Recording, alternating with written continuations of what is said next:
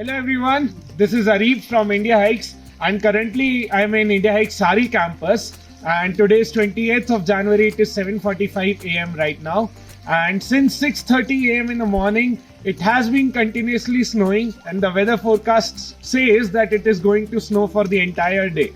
It is snowing here in Sari, it is snowing up at Deoriatal and it is even snowing at Julota and Chandrashila also.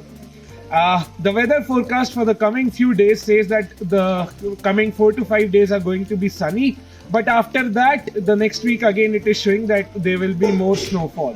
So all those who are coming in for Deoriatal-Chandrashila trek, be mentally prepared and bring the right gears because you are coming in for a treat. Thank you.